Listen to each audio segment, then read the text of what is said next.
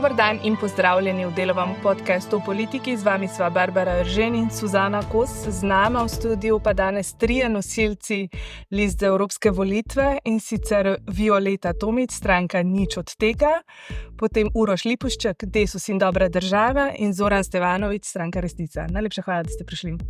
Hvala za vabilo. No, preden začnemo, naj povem, da gre za tretje soočenje, ki ga bomo v 2 tednih izvedli v okviru podcasta Moč politike na delu. Sodi v projekt Evropa izbira, kjer analiziramo, spremljamo, poročamo o evropskih volitvah. Sofinancira ga tudi Evropski parlament, a to ne pomeni, da karkoli vpliva na vprašanje, izbiro gostov ali izbiro tem. Gospa Tomić, začnimo z vami. Pravite, da Evropski parlament dejansko ne odloča o ničemer. Zakaj potem kandidirate pravzaprav? In ne prvič, bili ste celo špicen kandidatka Evropske levice. Ja, to drži. Evropski parlament ne odloča prav o veliko stvareh, v glavnem odloča Evropska komisija. Ko pridejo poslanci iz Slovenije ali majhnih držav, se združijo v velike skupine strankarske in potem se desnica pridruži European People's Party, EPP-ju, neoliberalci ALDE, levica GUE, NGL, in tam glasujejo v glavnem tako, kot pričakujejo od njih velike države. Nismo še slišali, tukaj se pa morate strinjati z mano, nismo še slišali glasu nobenega slovenskega poslanca. Nikogar. In tako smo mi v svojem komičnem programu, ki spremlja našo kampanjo, rekli, da gremo tja zato, da bomo evropske komisarje preimenovali v komisarja Reksa, ki je edini pravi komisar v Evropski komisiji, da bomo te zamaške, ki so jih na novo izumili in nam zdaj puščajo po hladilnikih, spremenili, in po denar, ker želimo na državnozborske volitve. Gospa Tomić, pa vendar razčistimo, ali svojo kandidaturo mislite resno ali to pač zdaj neka pravzaprav satirična predstava? Če ne bi mislila smrtno resno, potem ne bi ustanavljala stranke in zbrala 200 podpisov, ne bi imeli vseh organov stranke, ne bi zbrali več kot 1000 podpisov na terenu in ne bi bila danes tukaj. No, ne povem še, ker pravite, da ponavadi tudi slovenski poslanci glasujejo v Evropskem parlamentu, tako kot jim pravijo njihove skupine. To ni res. Recimo v studiu smo par dni pred vami gostili med drugim Ireno Jovevo in ona je povedala, da je kar nekajkrat glasovala v nasprotju z pričakovanji, recimo temu svoje skupine. Ne. Tako da ni to je čisto zelo res. lepo, da je tako povedala, jaz ne bom se spuščala v to. Gospod Stevanović, v vašem programu poudarjate suverenost držav. Dejansko Evropska unija temelji tudi na delnem prenosu pristojnosti držav na Bruselj. Ali to pomeni, da ste v bistvu vi proti temu, da smo člani Evropske unije? Najpomembnejše v celi tej zgodbi je, da ohranimo ključne elemente naše suverenosti. Predvsem tiste, ki se nanaša na našo svobodo, varnost, zdravje, samooskrbo in pa nacionalno in pa kulturno identiteto. Slovenija je res lepa, mala država, ampak ima pa svoje meje. In to, da mi lahko v skladu s Schengenskim sporazumom prosto prehajamo te meje, ne pomeni, da te meje ne obstajajo. Ravno nasprotno, te meje morajo predstavljati branik države in pa državljanov pred vsemi agendami, kot so farmacevtska agenda, vojaška agenda, zelena agenda, LGBT agenda, če hočete, in podobno. Mi imamo pa v Evropskem parlamentu, smo imeli do sedaj 8 dvigovalcev rok, ki so pravzaprav slepo podpirali vse, kar so jim ukazali. Tudi tisti, ki mislite, da so želeli svojim glasom proti kakorkoli vplivati na to, da ta ukrep ne bo sprejet, je to čista laž, ker so že vnaprej vedeli. Se ni samo za Jovevo, se tudi pri SDS-u opažamo, da so glasovali za migrantske kvote, čeprav je bila retorika tukaj drugačna, podprli pa so migrantski pakt, ker so pravzaprav vedeli, da bo sprejeto. Povejte mi en govor Joveve ali pa Zvera, se ni važen, v Evropskem parlamentu, ki je nagovarjal njihove skupine, ne storijo nasprotno. Kje so lobirali, kje niso? Samo še prosim to. V glavnem, imamo v državi vlado, ki deluje kot zunanja administracija Bruslja. brez kakršne koli možnosti lastnega odločanja, enako je s predsednico države. Se pravi, pohlevno sprejemamo popolnoma vse, kar nam ukažejo, in mi se tukaj dejansko predstavljamo kot edina alternativa, ki se bo znala postaviti v bran državljanov in ki bo znala reči ne. Se pravi, niste proti članstvu Slovenije v Evropski Ne, uniji, mi smo samo na proti drugačen Evropski način. uniji taki, kot je. Torej, Ker kaj taka, manj kot je, pristojnosti. Ker taka, kot je Evropska unija, nam v resnici prinaša manj Evrope in škoduje samo sebi. In taka, kot je, se bo sesula vase. Se pravi, ne proti povezanosti evropskih držav, ampak proti Evropski uniji, ki je postala izprijena in ki je postala največji sovražnik sama sebi. Se pravi, se ne strinjate, da nam v bistvu članstvo v Evropske unije, pa sam projekt Evropske unije ne zagotavlja mir na tem prostoru Absolutno ne. sveta. S trenutnim načinom delovanja v bistvu ogroža mir. In to vidimo tudi v vpletanju tuje diplomatske in vojaške spore, v podpihovanju vojn, v financiranju orožja, ne glede na to, kaj se kaj dogaja, in dejansko nam ogroža varnost in svobodo. Gospod Stevanovič, če tega, kar ste zdaj povedali, ne bi mogli zagovarjati, potem se boste opredelili, da bi radi izstopili iz Evropske unije. Izstop iz Evropske unije ni naša prva opcija, to moramo razjasniti. Je pa dejstvo, da moramo poskusiti reformirati politiko tako, da zagovarja naše nacionalne interese in cilje. Ukolikor bi bili naši nacionalni interesi in cilji ogroženi, moramo pretehtati vse možnosti, vključno s prvo možnostjo, ki je exit. To moramo priznati. Moj, ne bom rekel politični idol, ampak zelo ljubi politik je Nigel Farage. On se je 4 mandate boril za nacionalne interese Britanije v Bruslu, ko je ugotovil, da ne gre več, in z blagoslovom britanskega naroda izvedel exit. Gospod Lipovšček, vi veljate za poznavalca mednarodnih odnosih. Vse življenje ste se v bistvu ukvarjali z zunanjo politiko.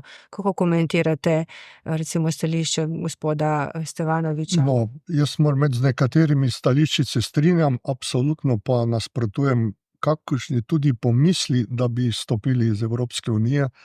Konec koncev, Evropska unija je nastala kot mirovni projekt, je nastala tudi kot in ima obeležje socialne države, in tretjič daje okvir nekemu demokratičnemu razvoju vseh držav na evropski celini, in to moramo nadaljevati. Se pa strinjam, da ima verjetno, ampak da ima Evropski parlament premajhne pristojnosti, da bi moral voliti komisijo, ne da jo imenujejo države članice glede na svoje interese. Recimo sedanja predsednica Evropske komisije Ursula von der Leyen, jaz mislim, da si ne zasluži, da je bila imenovana na to mesto.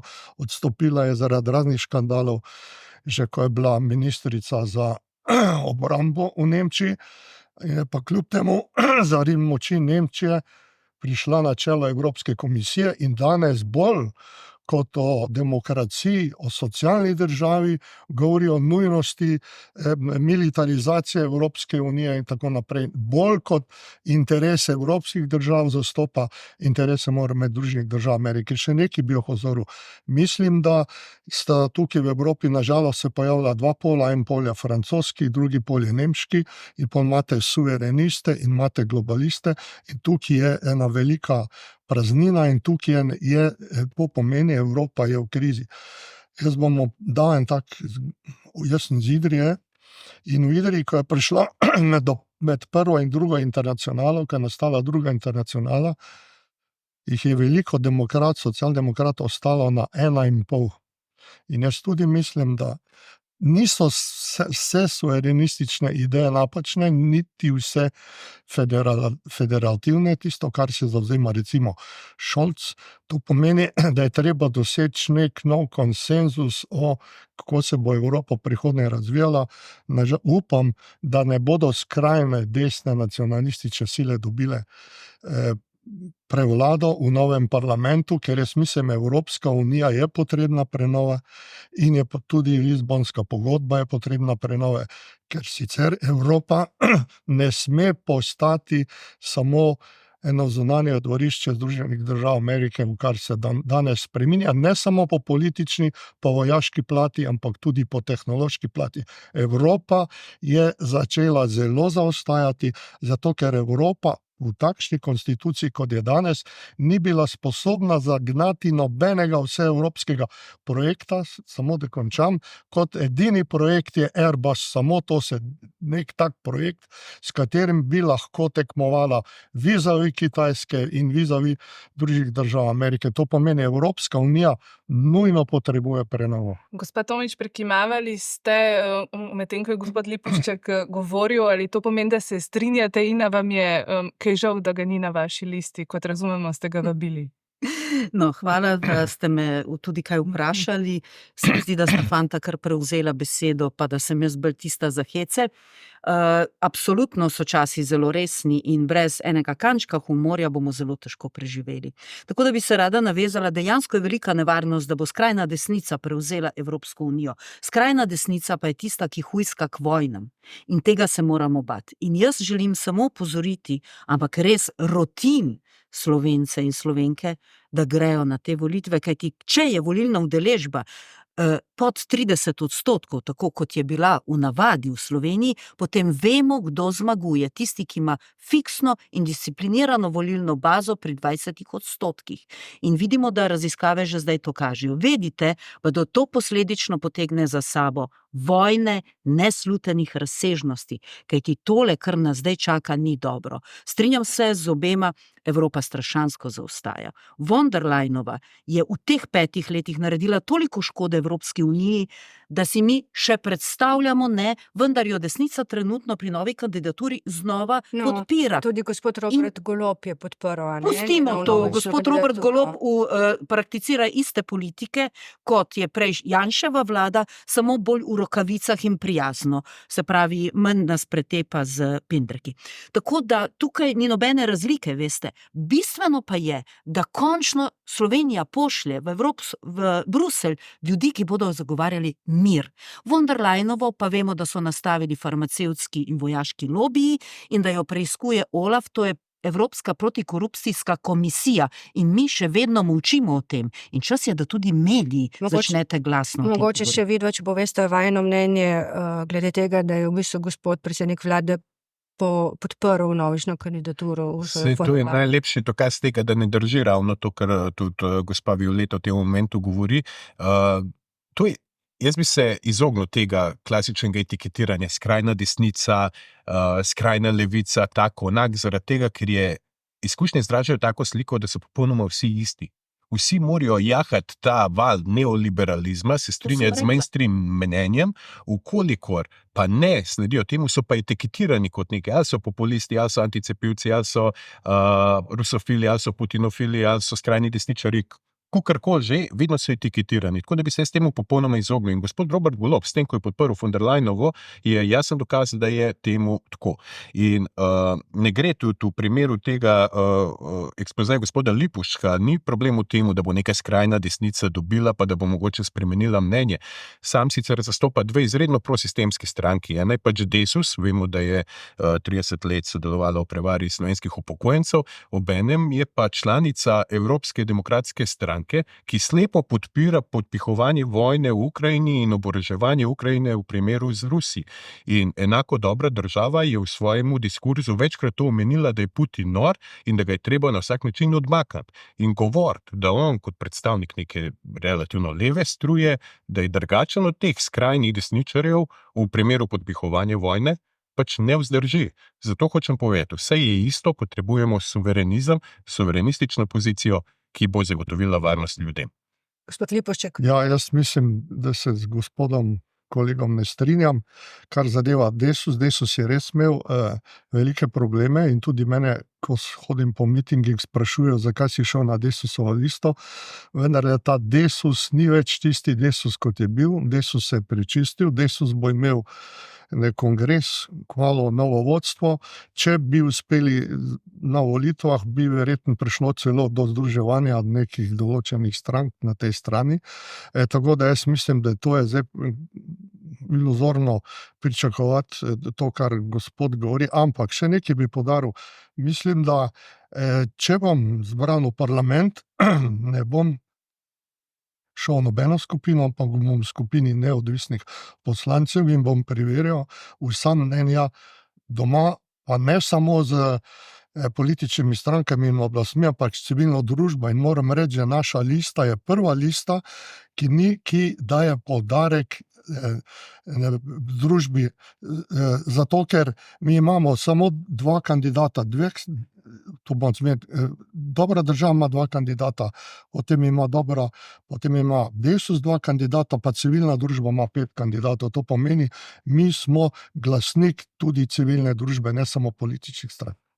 Gospod Lipušček, vi pravite, da boste neodvisni poslanec, kaj pa vidva se boste pridružili kakšni grupaciji, evropski grupaciji stranki, če boste izvoljena? Vse od obstoječih opcij so imeli možnost, da se pokažejo, pa so se pokazali zelo negativno.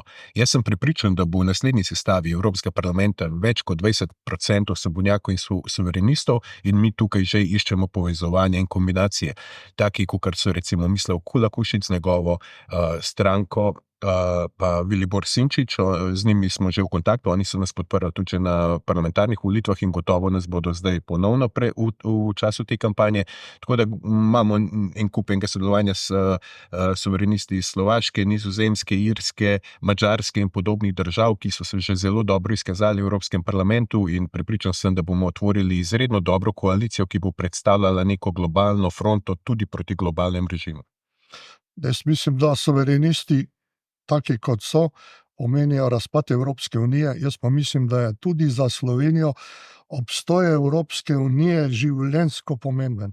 To pomeni, ne moramo iti se združevati z nekimi skupinami, kot so suverenisti, ki vztrajajo samo pri enih določilih, to pomeni skrajni suverenosti.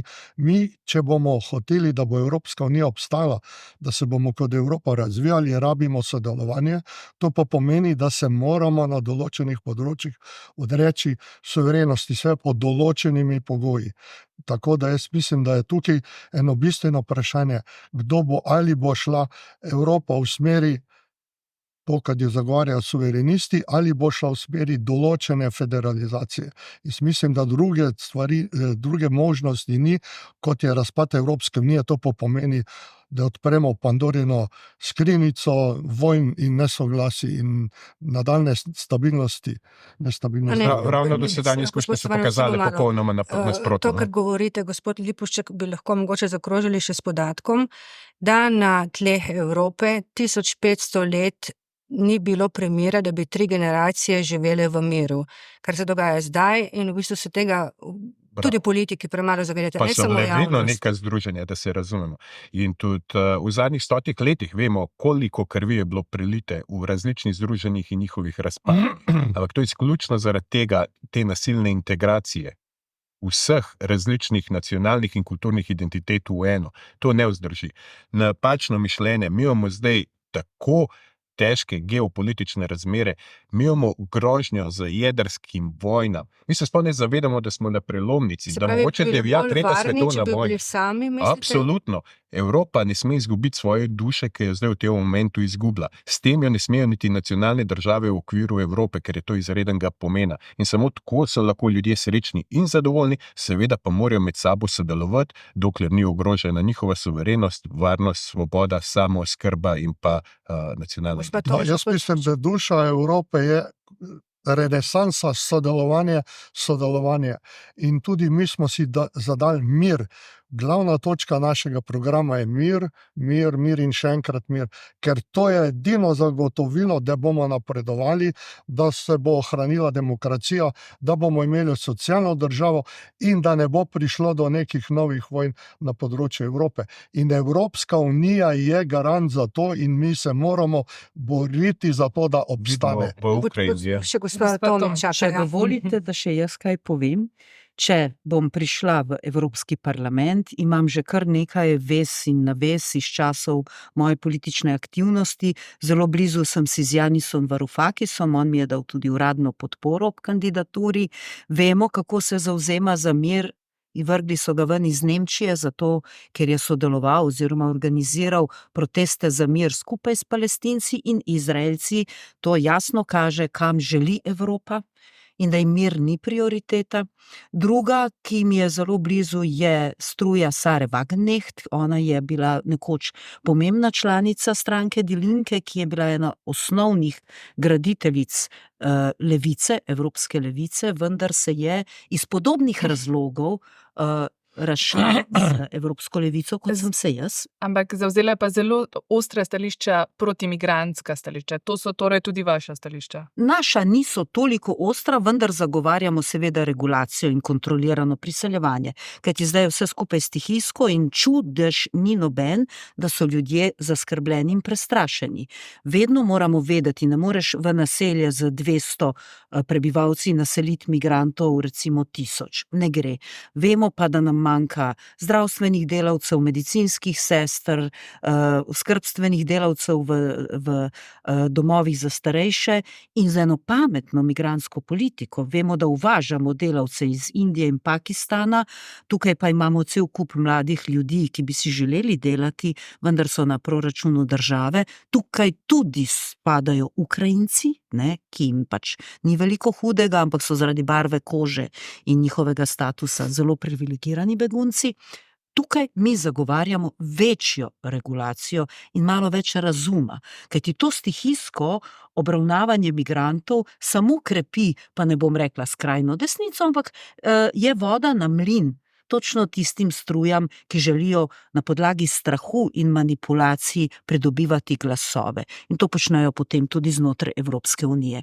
Tako da glede izstopa Slovenije iz Evropske unije smo mi tudi proti, čeprav zagovarjamo več suverenosti in hrbtenice znotraj vseh teh inštitucij, vendar mi nismo Velika Britanija, nekdanja kolonialna država, ki bi imeli ne vem koliko svojih pozicij in še vedno podedovanih nekih bonitet. Mi smo majhna država, ki imamo skupno monetarno politiko in veliko skupnih nekih inštitucij. Izstop iz NATO je dosti lažja odločitev. Lahko smo tako kot Avstrija, lahko smo nevtralni, lahko imamo svojo lastno vojsko oziroma teritorialno obrambo, vendar sama Evropska unija je malo večja zaveza, seveda pa vsako od teh stvari bi preverjali na referendumih. Gospod Lipovšek, mislim, da je vaše stališče tudi glede NATO, ne bi veljalo preveriti glede članstva na referendumu. Ker smo se odločili za NATO z referendumom, jaz mislim, da bi morali preveriti tudi mnenje ljudi, kaj bi, če bi se začeli odločati o izstopu iz NATO. Kakšno je pa vaše stališče? Ste sami za izstop? Jaz nisem v tem trenutku, ne, zato ker mislim, da se treba boriti, da bo NATO ostal, ne bo šel v smeri ekspanzije, to, kar se danes dogaja, da gre v Azijo in tako naprej. NATO mora se osredotočiti na obrambo, tisto, kar piše v ustanovni listini severnoatlantskega prostora. Drugič, nasprotujemo militarizaciji, to, kar se zdaj obeta, kar je predsednica Evropske komisije Ursula von der Leyen napovedala, tretjo militarizacijo Evrope že v zadnjih stoletjih, absolutno. Jaz mislim, da bi morali v Sloveniji določiti neko zgornjo mejo družbenega bruto proizvoda, ki bi jo namenjali za orožje. Mi rabimo vojsko, ampak rabimo armado, ki bo branila Slovenijo in ne bo hodila na neke ekspedicije s transportnimi avioni, ki so jih nabavili neke NATO-ve ameriške ekspedicije. Gospod Lipovšek, ali ni ta zgornja meja že določena in to je imenuje se naša zaveza NATO, koliko bomo porabili? No, ampak tudi če si v NATO, ni rečeno, da moraš spoštovati točno vse, kar ti naročijo. In recimo, zdaj že Poljaki govorijo čez 3 do 4%, da bodo dali bruto družbenega proizvoda za oboroževanje. To pomeni konec socialne države. Mi moramo prisiliti politike, tudi evropske, da gredo po smeri, ki jo je nekdaj ubral Willy Brandt v neki novi vzhodni politiki. Res bo zdaj težko, zaradi agresije in vsega tega, kar se je zgodilo v Ukrajini, bodo trajale desetletja, da se bo položaj normaliziral, vendarle mi rabimo diplomatska, politična sredstva za to, da se bo Evropa spet zbližala, spet poravnala, da se bodo državniki pogovarjali. Zdaj že več kot leto dni, recimo, se tudi evropski državniki ne pogovarjajo več z Rusi, kar je nemogoče. Mislim, da moramo prisiliti naše državnike, da gredo v smeri ustanovitve nove varnostne strukture v Evropi, ki bo podobna nadgradnja helsinškega procesa o varnosti in sodelovanju. Ne v smeri oboroževanja, ampak v smeri političnega dialoga in sodelovanja. Torej skupna obrambna politika v Evropi. V bistvu. Gospod Tomič dviguje roko. Jaz imam repliko na tole. Z Rusi se ne pogovarjajo ne eno leto, ne pogovarjajo se že 5 let, ko so iz Sveta Evrope rusko delegacijo izločili. Mi smo se takrat, jaz sem bila članica Sveta Evrope, zavzemali za to, da če imamo Izrael noter, če imamo Turčijo, ki pobija Kurde in tako naprej, da moramo imeti tudi Ruse, tudi če kršijo človekove pravice, jih moraš imeti za mizo, vendar je Ukrajina takrat in Združeno kraljestvo zelo izdatno lobirala proti temu, dali so nam 222 amandmajev, ki smo jih obravnavali in tako naprej. NATO pa je bila organizacija, ki je bila ustanovljena kot obrambna organizacija, žal se je to popolnoma izpridilo in je v glavnem v nekih okupacijskih vojnah. In po letu 90, ko je razpadel Varšavski pakt, je tudi NATO pakt izgubil svoj smisel. Takrat je Evropska unija razmišljala o tem, da bi ustanovila svojo lastno vojsko, vendar je ZDA prepričala takratne evropske voditelje, najmočnejše seveda, se pravi Nemčijo, Francijo, da to ni potrebno, da naj se pridružimo NATO paktu in od takrat naprej so vsi naši interesi, tudi geopolitični, podrejeni interesom ZDA. Kar je pa zelo narobe. Gospod Stevanovič, vi nasprotujete tudi temu, da bi imela Evropska unija skupno vojsko. Zakaj in ali ne bi bilo to vendarle neko dodatno zagotovilo za varnost in mir? Ne, najprej samo omenim, ker sem jo pozabil vprašati glede NATO. NATO bo sam poskrbel za svoj propad oziroma to že uspešno počne. NATO ni obrambna organizacija, NATO je v interesu centrov moči in se bori po svetu za interese centrov moči. To je tudi njegova primarna in osnovna naloga. Večkrat je kršil tudi mednarodno pravo, ni upošteval soglasje varnostnega sveta in na koncu izpade kot neka zločinska organizacija, ki pa ne poskrbi za svoje članice, ker smo tudi videli, da ne zna obraniti zračnega prostora, da bi preprečil padec letečega predmeta v sred Zagreba, ki je potoval več kot 1000 km skozi zračen prostor NATO. Če kdo misli, da bo NATO obvaroval Slovenijo pred napadom katerekoli države, se moti. Bo posredoval neki državi samo, ko bo treba zadovoljiti interese določenih velikih sil. Kar se tiče Evropske vojske, so to tudi eni od razlogov, zakaj ne bi bila primerna. Mi bi s tem poklonili samo suverenost, samo odločanje nad lastnimi obrambnimi silami nekomu tretjemu. S tem bi popolnoma izgubili vpliv na temu. Naš nacionalni program in memorandum ima izredno dobro programsko izhodišče, kako vzpostaviti obrambni sistem v Sloveniji, da bo vedno funkcioniral in da bojo strukture dinamične in odzivne na popolnoma vse prepreke, ne bodo to ekološke pa naravne katastrofe, ne bodo morebitne pričakovane vojne. Vedno bomo lahko vzpostavili en sistem, da se država lahko sama obrani. Problem skupne vojske evropske je, da je to samo še dodatna jugoslovanska ljudska armada v evropskem kvantu. Popolnoma nič druga. In delujemo, kot da smo se vozili z vlakom, bilo nam je slabo, stopili smo na peronu zaradi tega dol in se takoj sedeli na naslednji vlak. To je norost. Se pravi, iz paradoksa v paradoks. Druga stvar, povejte mi, kaj bo z evropsko vojsko, če se zgodi, v zadnjih 100 letih je bilo več kot 5 milijonov žrtev na francosko-nemški meji. Kaj, če ponovno pride do vojne med Nemčijo in Francijo? Na čigav stran se bo postavila evropska vojska? Druga stvar, še bolj pričakovana, kaj pa če se Katalonija hoče odcepiti, pa pride do oboroženih spopadov med Španci in Baski? Koga bo evropska vojska podprla? In veste, kaj bojo počeli? Borili se bojo za naši fantje. Mi smo 91. leta kričali, da slovenski fantje ne bodo nikoli več služili na evropskih tleh, na tujih tleh nasploh. Zdaj pa dajemo vse od sebe, da bi jih pošiljali ne vem kam v ogenj. In to je neumnost. Ne? In dajte mi povedati, lepo prosim, kakšen mislite, da bo interes Evropske vojske, da obrani Slovenijo v eventualnem spopadu z Italijo ali pa s Hrvaško? Izražali bodo zaskrbljenost. In oni tekmujejo vedno samo v tem, kdo bo izrazil več zaskrbljenosti, ko niso interesi velikih sil v vprašanju. Kot da Evropska vojska je v bistvu samo še en poskus popolne robotizacije ljudi, popolne nadvlade držav in popolnega odvzema suverenosti. Tega si sploh ne smemo dovolj niti pomisliti. Gospod Stevanovič, pravite lastna vojska, pa vendarle to pomeni večje število pripadnikov Slovenske vojske in tudi večje izdatke, če pogledamo ostale države. Ne, Slovenska vojska je v redu taka, kot je. Mogoče bi jo lahko kadrovsko podkrepili na določenih področjih, kjer jih je premalo. Obenem imamo vi morate vedeti, da mi lahko vzpostavimo en stil nacionalne obrambe. Mi imamo v Sloveniji ogromno število varnostno preverjenih oseb, ki rokujejo z orožjem, to so lahko strelci, lovci, ki izstrelijo, to vam pa jaz garantiram iz lastnih izkušenj, ki izstrelijo na leto mnogo več nabojev kot vsak vojak ali policist. In so bolj usposobljeni in mogoče tudi bolj opremljeni za rokovanje z orožjem. In ti ljudje, v skladu s prostovoljnimi naborniki, bi lahko tvorili nek sistem, kateremu bi bila poklicna vojska nadrejena, ki bi se vedno lahko odzival na kakršnekoli spremembe, vedno bi lahko deloval v poklic, kot nek rezervni sestav vojske. In tak sistem bi odlično funkcioniral. Vi morate vedeti, da imamo mi mogoče 7-8 tisoč vojakov. In naša poklicna vojska ne more zagotoviti obrambe države pred nikomor.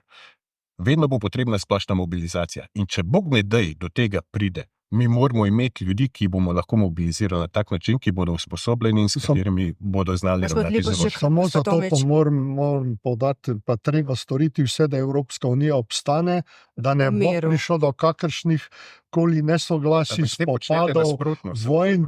In jaz mislim, da to pomeni treba dati poudarek sodelovanju, ne pa nekemu oboroževanju, ker oboroževanje pomeni na koncu so to orožje tudi uporabi. In tudi Slovenija, če bomo v kakšni vojni, bomo v neki koaliciji. In drugič, kdo ogroža suverenost Slovenije? Absolutno nihče ne kot so Desusi podobni, ki podpirajo vojno v Ukrajini. Ker mi nismo, kdo pri nas koristi v Ukrajini, nimamo nobene koristi, ker se postavljamo na ukrajinsko stran, lahko pa dobimo ogromnega sovražnika, ki ga ne potrebujemo in to ogroža našo varnost. Absolutno Rusija ne ogroža, seveda Slovenija absolutno ne, niti nihče drug jo ne ogroža.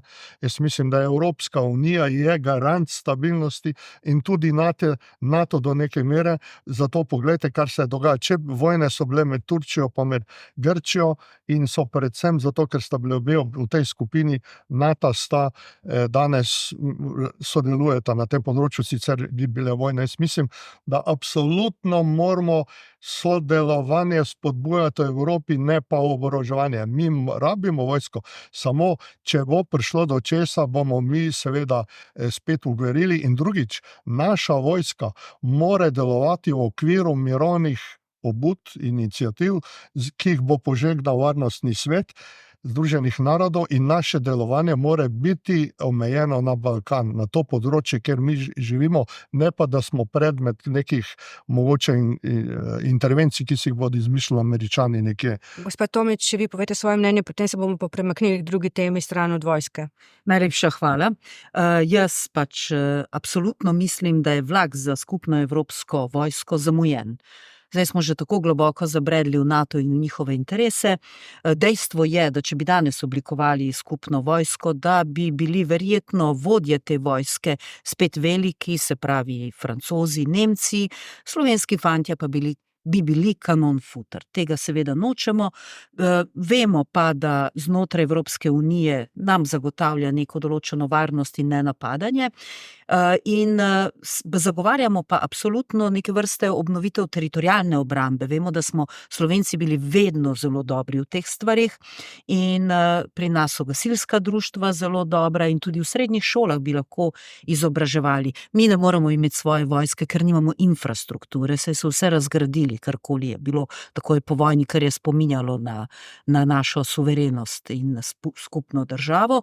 Tako da bi pa lahko skozi določena izobraževanja, recimo že srednješolce, učili, kako se pozicionirati v primeru napadov. Recimo včasih smo imeli vaje, nič nas ne sme presenetiti. Vsi smo tudi vedeli predmet obramba. Tako je, obramba in zaščita. Vsi smo vedeli osnove in tudi smo vedeli, v katero zaklonišče kdo spada v primeru, da bi se Bog ne daj kaj zgodilo. Danes so ta zaklonišča olastninjenja ker so ljudje kupovali neka zemljišča in mislim in se bojim, da v primeru kakšne nevarnosti bi še vstopnino pobirali pred temi zaklonišči. Gremo se še loti 2 programskih sklopov v nadaljevanju. Najprej z Barbaro sva, ko so se pripravljali na ta pogovor, pogledali prek vprašalnika Izvoli EU, smo preverjali vaša stališča do različnih vprašanj, kar v nekaj točkah smo našli skupne točke, tako da mogoče po tem pogovoru se zdi, da ste povsem različni, ampak niste. Ampak strinjate vse tri stranke, no, za gospoda Lipovčka velja ta 2, se strinjate, da bi Evropska unija morala v priporočilih, ukrepih in z drugimi metodami preprečevati špekulativne naložbe v stanovanja. Kako ste si to zamislili? Pa mogoče gospod Tomić. Lejte, absolutno so te špekulativne naložbe nedopustne, ker imamo na eni strani... Kaj bi storili? Bi povedali ljudem, da imajo več nepremičnin v lasti? Z obdavčenjem nepremičnin, ki niso v uporabi. Kajti tukaj se pa dela ta velika razlika med tako imenovano elito in amorfno gmoto, ki nikakor ne more priti do stanovanj. Vemo, da je samo v Ljubljani pokupljenih ogromno najdražjih stanovanj in to z gotovino. In odkje ti ljudje vlečejo takšne količine denarja, o tem se nihče ne pogovarja. Včasih smo imeli vsaj računsko kontrolo, smo imeli SDK, službo družbenega knjigovodstva, kjer se je preverjalo, danes pa brezposelni ljudje pridejo za 100 000, 200, $500,000 in nihče ne vpraša odkot. Se to je treba pač prijaviti, gotovinske transakcije. Jaz mislim, da morajo stanovanja biti namenjena bivanju, ne pa nalaganju kapitala, in pri nas se je res to zgodilo, da nekateri ljudje, ki so prišli do kapitala, nalagajo to v nepremičnine, zato so tudi stanovanja v Ljubljani tako draga, veliko je pa nezasedenih in jaz mislim, da je tukaj potrebno absolutno doseči to, da je bolj pravično obdavčitev praznih stanovanj in tistih nadstandardnih stvari. In drugič, tukaj so pa seveda tudi davčni organi, a nihče nikogar ne vpraša, odkje komu toliko denarja za nakup neke premičnine, posebej, če se kupuje z gotovino.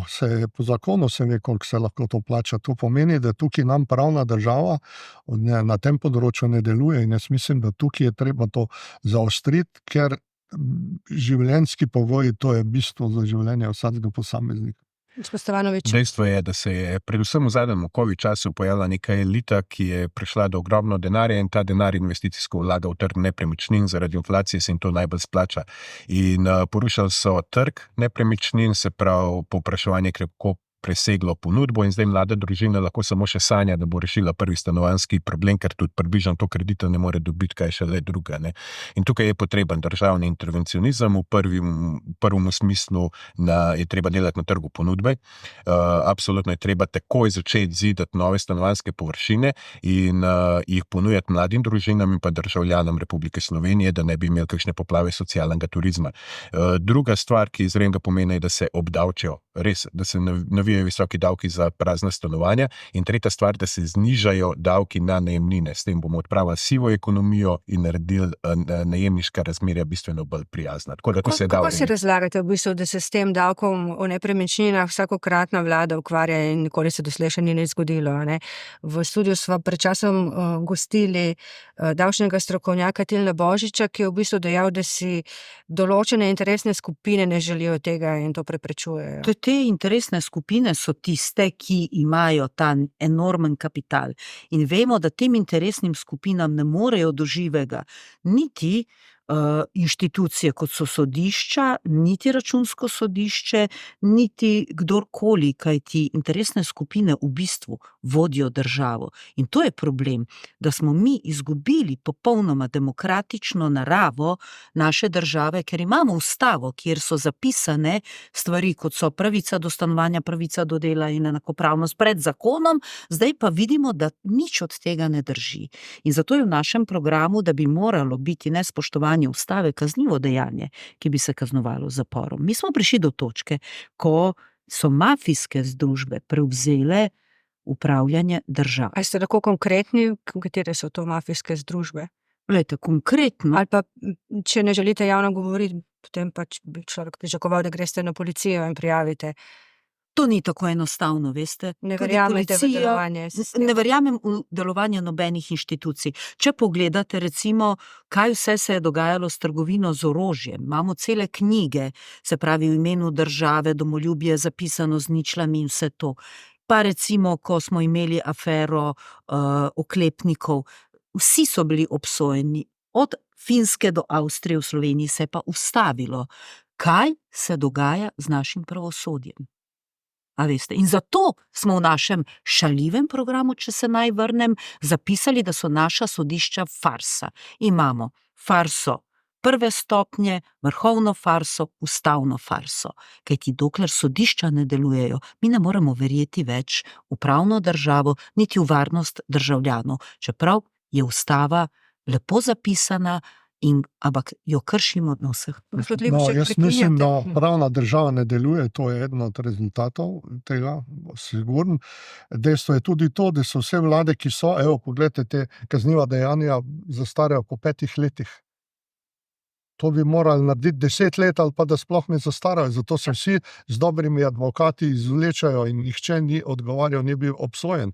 In mi, nažalost, gremo v smeri, bom rekel, amerikanizacije, ker Ameriki vladajo lobiji in nam tudi vladajo lobiji. In to neki neformalni lobiji, ki imajo dobre zveze s političnimi strankami, ki imajo obilo kapitala, ki v bistvu vladajo tej državi, in naša demokracija je v bistvu samo še formalna demokracija, da gremo enkrat te 4 leta na volitve, potem pa lobiji se v povezavi z vrhovi določenih političnih strank povežajo in spravijo skozi vse sklepe, ki jih potrebujejo, in drugič pa absolutno pravosodni sistem ni ustrezen in tudi tožilstva in tako naprej. Skratka, jaz mislim, da tukaj smo padli na izpitu. Vi ste konkretno vprašali za davke, a ne za kazensko pravo. Ni ravno tako, recimo različna kazniva dejanja imajo različne zastaralne, relativne, absolutne roke, ampak se to zdaj ni pomembno. Za davke ste vprašali, zakaj vsi obljubljajo nižanje, pa tega nihče ne spomne. Dejstvo je, da so ekonomski zakoni jasni. 33% Lafferjeva krivulja je popolnoma jasna, to je najbolj efektivna davčna stopnja, pri kateri država pobere največ denarja. To je pol manj, kar imamo mi dejansko zdaj. Zakaj nobena vlada ne niža davkov, če ve, da bi s tem spodbujala tuje neposredne investicije, če ve, da bi dvigala kupno moč, da bi povečala cash flow, denarni obtok in ob tem pobrala bistveno več davkov, s tem, da bi ustvarjala blaginjo za ljudi, zaradi tega, ker vejo, da ne bojo vladali več kot 4 leta, ponavadi je še to manj, in hočejo v najkrajšem možnem času nabrati največ denarja, ravno za te paralelne strukture, za te vzporedne mehanizme, centre moči, strice iz ozadja, imenujte jih, kakor hočete. Ti ljudje, ki so jih postavili tja, hočejo imeti v času 2 do 4 let čim več nazaj od njih. In zato nobena država ne spušča davkov, nobena oblast do zdaj še ni spuščala davkov, ampak jih je nasprotno dvigovala, čeprav je vedela, da s tem hromi gospodarstvo in da v bistvu draži življenje vsem klasičnim državljanom. Govorili smo o višanju davkov na nepremičnine, ki so neizkoriščene. Tako, ne, Iz teh davkov bi lahko financirali gradnjo stanovanj za mlade družine, ne pa, da neobdavčeno nekdo ima v lasti 20-30 Absolutno, to sem jaz stanovanj. podprl, to sem rekel, da je. Dobro, gremo še Heni. Kar pa zadeva davke, je pa to tako, kot v Ameriki je bilo, ko je bil Reagan na oblasti, so zniževali davke, tudi Trump je to naredil, pa se je blazno povišal državni primanjkljaj. In isto pri nas, mi smo majhna ekonomija, in mi bo komaj imamo deficit. In jaz nažalost ne vidim možnosti, kako bi mi živeli, če bi bistveno znižali davke, kako bi mi prišli skozi. Ker pa pol milijarde evrov leti skozi korupcijo na leto, mi se od denarja ne rabimo spraševati. To je največja oaza. zdaj slišal. Dobro, gremo naprej še k vašim stičnim točkam, in sicer na področju zunanje politike bi jih lahko bilo kar nekaj. Sami ste že omenjali Rusijo, pa bomo to prej še eno hitro vprašanje pred tem. Strinjali ste se tudi, da bi morala Evropska unija od vseh držav članic zahtevati prekinitev prodaje orožja Izraelu zaradi agresije nad Gazo. Kakšno je vaše stališče glede priznanja Palestine? Najprej. Jaz mislim, da je Slovenija Palestino že priznala, da se čaka samo ratifikacija tega sporazuma. Zdaj, večje vprašanje je tukaj, kakšna korist je sploh od našega priznanja? Kakšna korist je od priznanja vseh držav, ki so do zdaj priznali Palestino? Ali to doprinese k miru? Ali bo kakršnokoli dodatno priznanje, sploh ne take nevplivne države kot Slovenija, doprineslo k miru? Mi se zavzemamo za mir. Podpirate priznanje, če Mi absolutno podpiramo voljo ljudi, da se na določenih področjih sami odločijo, ampak da velja za vse isto mednarodno pravo. Če hočejo na Krimu, da se odcepijo, naj se, če velja na Kosovu, da se odcepijo, naj se, če velja v Palestini, da se hočejo odcepiti, naj se. Mi moramo o mednarodnem pravu, mi moramo spoštovati mednarodno pravo in voljo lokalnega prebivalstva. Če mi želimo priznati Palestino, ni problema, jo bomo priznati, ampak kakšna korist za mir je to naše priznanje?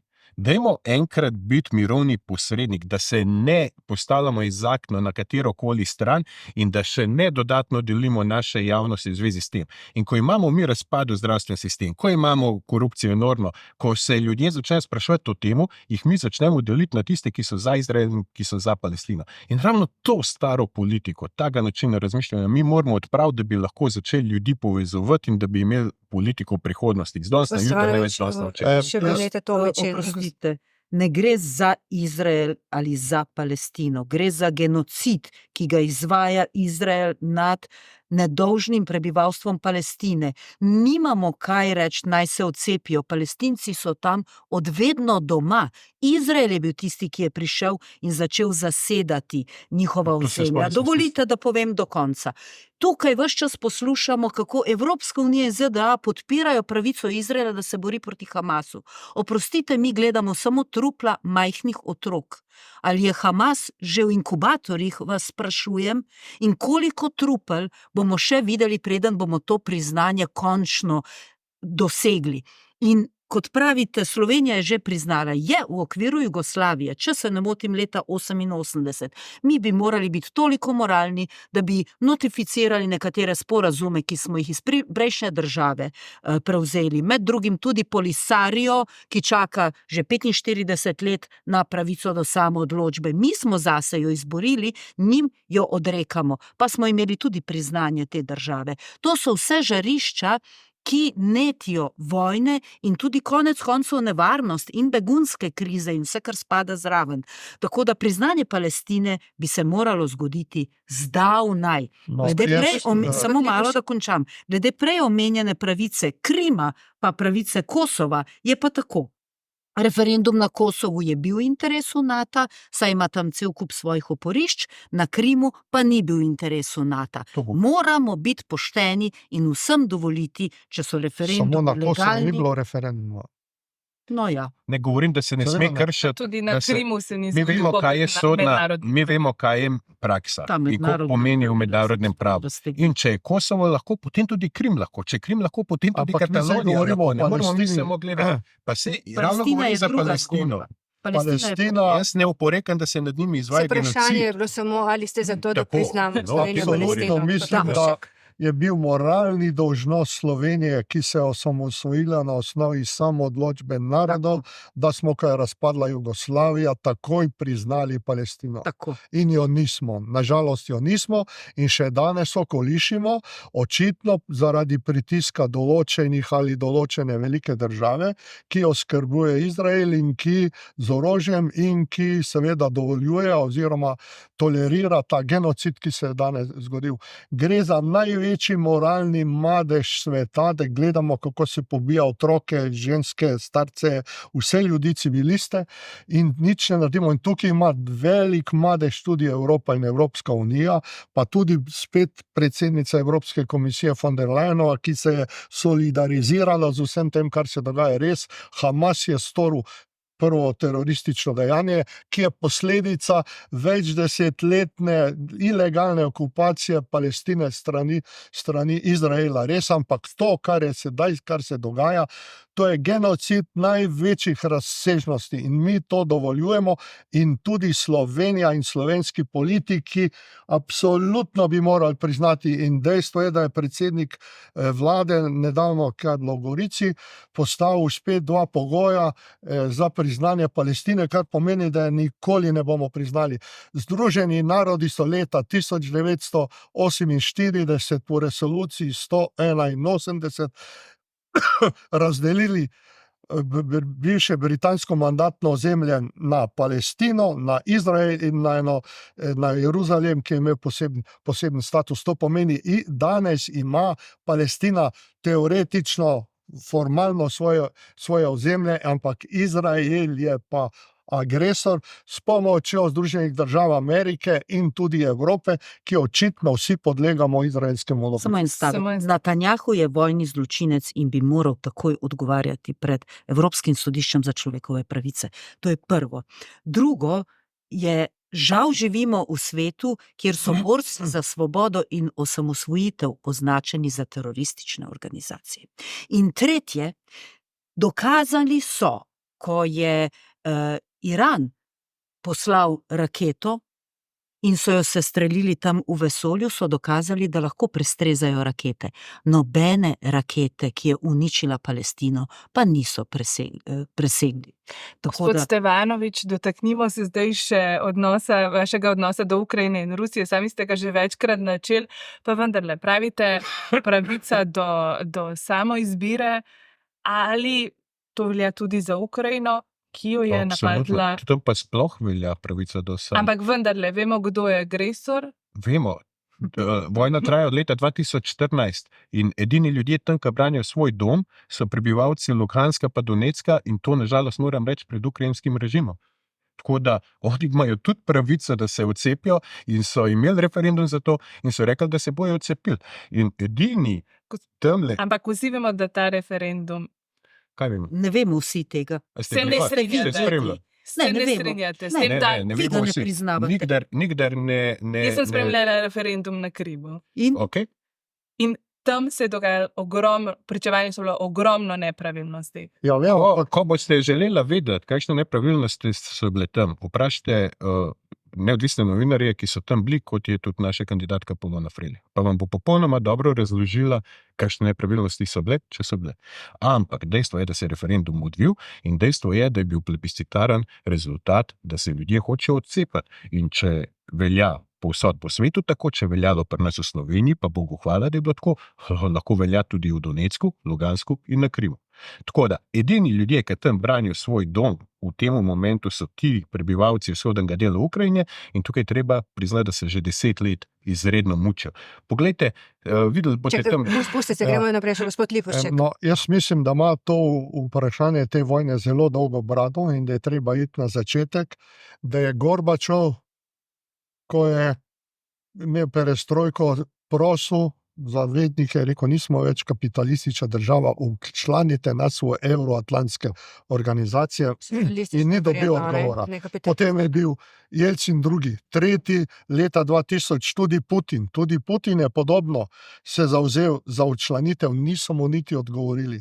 In potem je prišlo do širjenja NATO, dokler se je NATO širil samo na področje tampona, to pomeni bivših vzhodnih socialističnih držav, so bili Rusi, so pač gledali, so nasprotovali, niso pa odločno. Potem, ko je pa prišlo prvič do tega, da bi Ukrajina leta 2008, ko je George Bush mlajši kljub nasprotovanju nemške kanclerke pa francoskega predsednika dosegel, da so Ukrajino in Gruzijo vključili v nov paket NATO, da bo sprejet v NATO, takrat je pa Rusija postavila rdečo črto, češ na to področje se pa mi ne bomo dovolili, da se NATO na to razširi. Zakaj? Zato, ker je prišlo do tega, da so Američani odprli več teh obrambnih raketnih sporazumov in drugič, zgradili so 2 oporišči, eno na Poljskem, eno v Romuniji, ki sta bili oboroženi s protiletalskimi raketami, ki naj bi se streljevale iranske rakete, če bi jih streljali, kar je absurdno, ampak z nekim spremembo know-howa bi tisto orožje lahko spremenili v ofenzivno orožje in iz Poljske in iz Romunije do Moskve imate 7 ali 8 minut leta, kar pomeni, Rusija ne bi imela nobene možnosti reakcije. To pomeni, niso bili upoštevani ruski varnostni interesi. Absolutno, zato je prišlo do tega, kar se je dogajalo. In tudi potem, ko je Rusija absolutno izvedla agresijo, tukaj se strinjam, je pa prišlo do tega, da so Rusi po mesecu dni bili pripravljeni na sporazum, da je prišel Bennett, predsednik takratne izraelske vlade v Moskvo, da je turški predsednik posredoval, da je prišlo do skoraj parafe že sporazuma, da se bodo Rusi umaknili na začetne položaje, da bodo Ukrajinci, da bodo Rusi dobili avtonomijo, ki živijo, in da bo Ukrajina nevtralna država in da bodo v Krimu čez 15-20 let razpravljali o njegovi usodi. To so pa Američani skupaj z Britanci preprečili, in če tega ne bi preprečili ob pasivne rezistencije Evrope, mi danes ne bi imeli te vojne. In rešitev je samo v tem, da se spoštuje varnostne interese vseh držav, velikih in malih, predvsem Ukrajine, ampak tudi Rusije. In Rusija bo ostala del našega kontinenta za večne čase. Gospod Libežček, eden od naših komentatorjev vam je napovedal uspeh na volitvah, ker je v Sloveniji se je tako ocenil precejšen del volilnega telesa naklonjen Rusiji. Protestirali ste, ker smo vas menda s tem označili za rusofila. To ste rekli meni, da je To sem vam rekel, ja. Zakaj vas je to zmotilo? v prvem članku nekje je bilo, ne spomnim se, ja, to je bilo, ja. Dejan Verčič, dr. Dejan Verčič je to rekel. A Dejan Verčič, ja, no, mislim, jaz nisem absolutno, a veste, kaj je problem? Problem pri nas je, da če ti vidiš, da ni samo Rusija kriva za to, kar se je zgodilo v Ukrajini, si putinist, si rusofil, si vse. Jaz mislim, da tukaj gre za nek hud boj za interesne sfere, in da tukaj gre boj med Združenimi državami Amerike in tudi Rusijo, ampak da včasih so vse poti vodile v Rim, danes pa vse poti vodijo v Peking. In oslabitev Rusije, o kateri je govoril odkrito ameriški obrambni sekretar Austin, je bila v funkciji tega, da Rusija izpade iz kroga prvih velesil, da poklekne, da jo mogoče celo razpade na sestavne dele, da se ameriške multinacionalke dokoplje do njenih naravnih bogastev in se potem napade Kitajsko. Ker je Kitajska edina svetovna sila, država, ki je danes sposobna ogroziti ameriški monopol, ameriško hegemonijo, to pomeni Zahod, če rečemo ameriški monopol, to pomeni Evropa je združena v tem pogledu Združenimi državami Amerike, to pomeni, to so korenine te vojne. In zato se bo moralo to rešiti v dialogu med Putinom in Bidenom, če bo še, in seveda tudi Xi Jinpingom. Gospod Tomič, potem pa še eno vprašanje za gospoda Stevanoviča. Ja, se mi zdi, da tako redko do besede pridem, se opravičujem. So vojaške A prej ste teme. govorili dvakrat, ko sem jaz čisto. A res ne vem. No, Ja. ampak skratka, mi smo postali družba, ki vidi samo posledice, ne pozna pa vzrokov. In to je narobe, veste. Vedno zdravimo simptome. Če zboliš, recimo za kakšnim rakastih obolenj, boste umrli za posledicami zdravljenja posledic, ne zaradi vzroka. In tukaj je isto. Odvija se proksi vojna med Ameriko in Rusijo na ozemlju Ukrajine do zadnjega Ukrajinca. In vojna se ni začela 2 leti nazaj, začela se je leta 2014 in še mnogo prej. Kajti vse od padca Berlinskega zidu, in nekateri še imamo ta spomin, se dogaja popolna demonizacija Rusije, in Amerika že skozi Hollywood ves čas to gradi. Zdaj, če mi o tem govorimo, smo takoj rusofili. Ne, nismo. Mi, Slovenci, moramo dejansko zavzeti neuvrščeno držo tukaj, ker je to tudi v našem interesu. In mi namesto orožja bi morali tja vedno pošiljati na vsa krizna žarišča humanitarno pomoč in diplomacijo. Jaz sem 5 let nazaj zagovarjala diplomatsko rešitev znotraj kampanje za europoslanko, in to je bil eden izmed krepkih razlogov, kjer so me zradirali. Namreč v vojni ne dobi nihče. Zdaj smo na pragu nuklearnega spopada. Mnogi celo kličejo k temu, da se da Ukrajini atomska bomba. Slišali smo tudi pri nas. In to je nedopustno.